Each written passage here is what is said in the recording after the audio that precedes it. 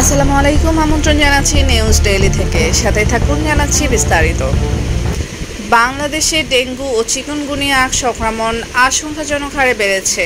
প্রতিদিনই বাড়ছে রোগীর চাপ, হাসপাতালগুলোতে চলছে বেড সংকট। চলতি বছরের শুরু থেকে এখন পর্যন্ত ডেঙ্গুতে আক্রান্ত হয়েছে প্রায় 33,800 জন, আর মৃত্যু হয়েছে অন্তত 132 জনের। শুধু সেপ্টেম্বরের প্রথম সপ্তাহে হাসপাতালে ভর্তি হয়েছে প্রায় 1500 জন ডেঙ্গু রোগী এবং মারা গেছেন অন্তত 10 জন। এইদিকে চিকুনগুনিয়া সংক্রমণও দ্রুত ছড়াচ্ছে। ঢাকায় আক্রান্ত হয়েছে অন্তত 785 জন, আর চট্টগ্রামে প্রায় 3000 রোগী শনাক্ত হয়েছে।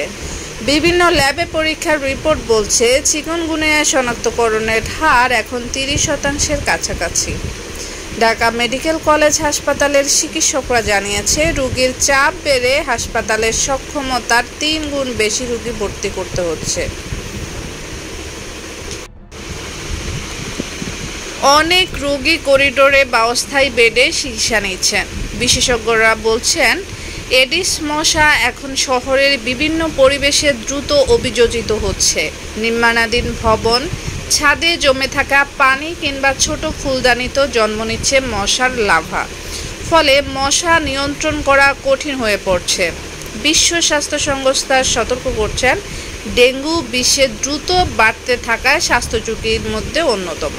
জলবায়ু পরিবর্তন ও নগরায়নের কারণে এই রোগ আরও তীব্র হচ্ছে।